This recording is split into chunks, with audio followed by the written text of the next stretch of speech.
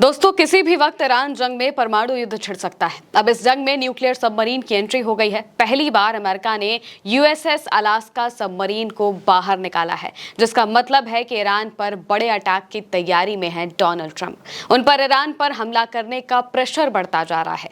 इस बीच ट्रंप ने यह भी कह दिया है कि सीज फायर अब वेंटिलेटर पर आ चुका है और बहुत कमजोर हो गया है। वहीं ईरान ने साफ कर दिया है कि 14 पॉइंट अमेरिका को मानने पड़ेंगे। एक एक करके सभी खबरों पर बात करेंगे। सबसे पहले खबर आती है सामने क्लैश रिपोर्ट के हवाले से कि अमेरिकी नौसेना ने पुष्टि कर दी है कि परमाणु हथियारों से lace Ohio class ballistic missile पनडुब्बी यानी कि सबमरीन जिब्राल्टर में डॉक हो गई है। यह अमेरिका की सबसे खुफिया संपत्तियों में से एक का असामान्य रूप से पब्लिक अपीयरेंस है। ये घोषणा ट्रंप द्वारा ईरान के नए संघर्ष विराम प्रस्ताव को पूरी तरह से अस्वीकार्य बताकर खारिज किए जाने के कुछ ही घंटों बाद की गई है। यानी कि जब डोनाल्ड ट्रंप ने कहा कि ईरान का प्रपोजल टोटली अनएक्सेप्टेबल है, उसके कुछ ही घंटों बाद ये न्यूक्लियर सबमरीन निकाल दी जाती है बाहर। और पहली बार ऐसा है कि इस न्यूक्लियर सबमरीन को सबके सामने बाहर निकाला गया है और तो और बाकायदा इसको लेकर जानकारी भी दी गई है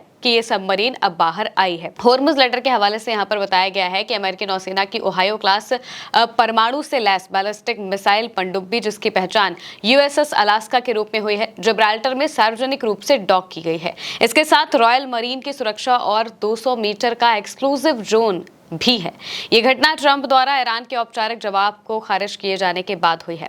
ओहायो क्लास पनडुब्बियां 20 तक ट्राइडेंट परमाणु मिसाइलें ले जा सकती हैं। ये लगभग कभी भी सार्वजनिक बंदरगाहों पर डॉक नहीं होती हैं, यानी कि कभी भी इन्हें पब्लिकली डॉक नहीं किया जाता है। हमेशा खुफिया तरीके से किया जाता है ताकि दुश्मन को इसकी लोकेशन को पता ना चल पाए। लेकिन अब यहाँ पर अमेरिका खुद से इसकी लोकेशन बता रहा है। इसके पीछे भी वजह है, उस पर भी हम बात करेंगे। लेकिन सबसे पहले जान लेते हैं कि ये ओहायो क्लास बैलिस्टिक मिसाइल आखिर है क्या और इसकी खासियत क्या है।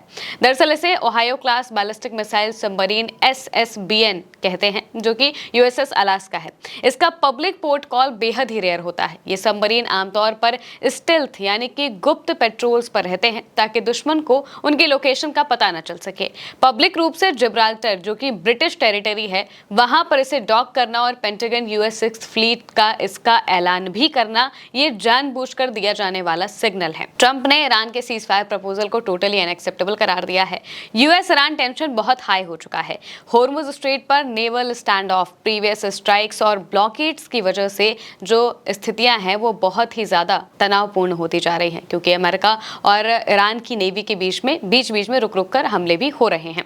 USS Alaska Trident nuclear missile वाली का विजिबल अराइवल न्यूक्लियर डिटरेंस का सिग्नल है, यानी कि एक तरीके से ये दिखाना कि हमारे पास परमाणु है और परमाणु का डर बैठाने की एक कोशिश है। मतलब कि हम तैयार हैं और हमारी न्यूक्लियर कैपेबिलिटी मेडिटेरियन अटलांटिक से मिडिल ईस्ट तक पहुंच सकती है। ये अमेरिका का एक मैसेज है। जिब्राल्टर स्ट्रेट ऑफ होर्मुज से रणनीतिक रूप से काफी जरूरी जगह है। मेडिटेरियन एंट्रेंस से यहाँ से लाल सागर के जरिए और जो सुएज नहर है उसके जरिए यहाँ पर जो शिप्स हैं वो आ सकते हैं। और ईरान को ये दिखाना है कि यूएस की न्यूक्लियर बैक्ड नेवल पावर आसानी से कभी भी कहीं भी डिप्लॉय हो सकती है।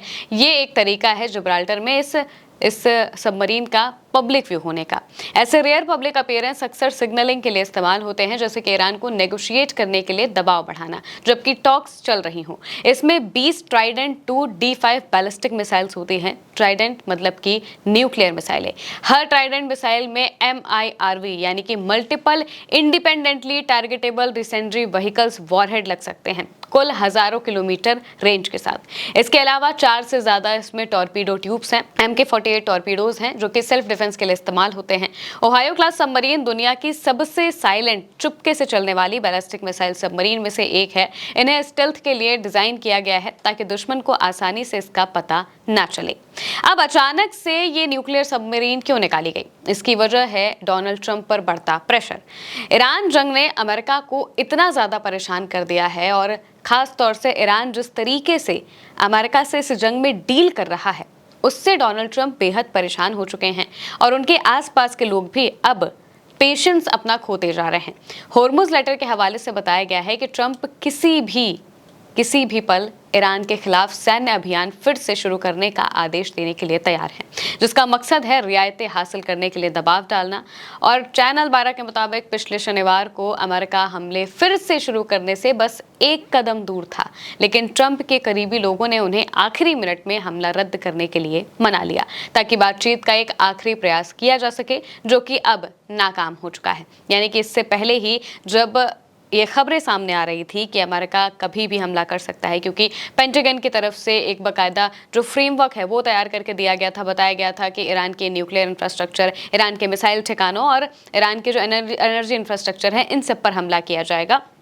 छोटी मोटी स्ट्राइक्स होंगी और बहुत मजबूत स्ट्राइक्स होंगी, जिसके बाद ईरान को नेगोशिएशन के टेबल पर आना पड़ेगा।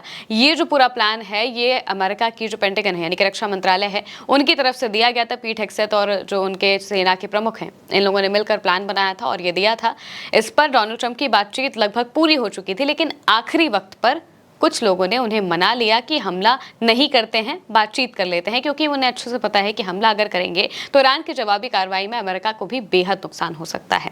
अब फिर CNN की एक रिपोर्ट आती है, जिसे क्लैश रिपोर्ट ने साझा किया है। रिपोर्ट में कहा गया है कि ट्रंप युद्ध खत्म करने के लिए चल रही बातचीत को ईरान जिस तरीके से संभाल रहा है, उससे लगातार ज्यादा निराश होते जा रहे हैं। उनके कुछ सहयोगी कह रहे हैं कि अब वो बड़े पैमाने पर सैन्य अभियान फिर से शुरू करने के लिए ज्यादा तैयार हैं। ट्रंप खास तौर पर होर्मुज स्ट्रेट के लगातार बंद रहने और ईरान के नेतृत्व के अंदर मौजूद उन मतभेदों से नाराज हैं, जिन्हें वो परमाणु बातचीत में हो रही प्रगति में रुकावट मानते हैं।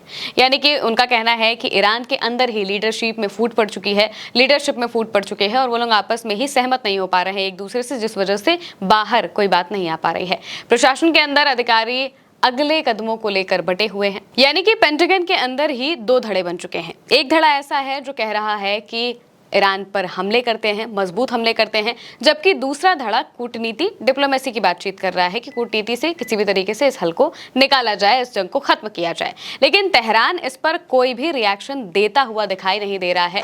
इस वजह से अमेरिका को अब और ज्यादा मुश्किलें होते हुए नजर आ रही हैं। क्षेत्रीय अधिकारियों का कहना है कि ईरान को यह चेतावनी देने के लिए बड़े पैमाने पर प्रयास चल रहे हैं कि कूटनीति के लिए ये उसका आखिरी मौका हो सकता है, लेकिन तेहरान का इस पर कोई रिएक्शन नहीं है। और इसके बाद जब गालिबाफ का रिएक्शन सामने आता है तो उससे और ज्यादा चीजें साफ हो जाती हैं कि ईरान को इस बात से कोई फर्क नहीं पड़ता कि अमेरिका क्या कर रहा है, क्या नहीं कर रहा है, हमला करेगा नहीं करेगा, इससे उन्हें कोई मतलब नहीं है। वो सिर्फ ये कह रहे हैं कि हमारे पॉइंट मानो तो हम बात करेंगे, वरना नहीं करेंगे। गालिबाफ अपने एक्स पर पोस्ट करते हुए लिखते हैं, 14 पॉइंट प्रपोजल में बताए गए ईरानी लोगों के अधिकारों को मानने के अलावा कोई दूसरा रास्ता नहीं है। कोई भी दूसरा तरीका पूरी तरह से बेनतीजा होगा। एक के बाद एक नाकामी के अलावा कुछ नहीं। वो जितना ज्यादा टाल मटोल करेंगे, अमेरिकी टैक्स पेयर को उतना ही ज्यादा नुकसान होगा। अब इसके बाद कोबेसी लेटर के हवाले से लिखा गया है कि राष्ट्रपति ट्रंप ने कहा है कि अमेरिका और ईरान के बीच सीज फायर अब बेहद कमजोर हो चुका है और लाइफ सपोर्ट पर है, यानी कि सीज फायर वेंटिलेटर पर जा चुका है। अब ये सिर्फ टूटने वाला है। कोबेसी लेटर के हवाले से इसके बाद गालिबाफ का एक बयान आता है और ये बयान अमेरिका के ट्रंप के इसी बयान के बाद दिया गया है। ईरान की संसद के स्पीकर ने एक बयान जारी किया है। लिखा है कि जब राष्ट्रपति ने कहा कि अमेरिका ईरान के बीच संघर्ष विराम लाइफ सपोर्ट पर है, तो उन्होंने इसका जवाब दिया और बताया कि हमारी सेना किसी भी आक्रामकता का मुंह तोड़ जवाब देने के लिए तैयार है। गलत रणनीति और गलत फैसलों का नतीजा हमेशा गलत ही निकलता है। ये बात पूरी दुनिया को समझ आ चुकी है। हम हर तरह के विकल्प के लिए तैयार है। उन्हें हैरानी होगी, उन्होंने इस बात को कहा। यानी कि गालिबाफ ने साफ तौर से कहा है कि हम हर तरीके के ऑप्शंस के लिए तैयार हैं। आपको परमाणु हमला करना है, परमाणु हथियार इस्तेमाल करना है या फिर बातचीत करनी है, ये आपको डिसाइड करना है।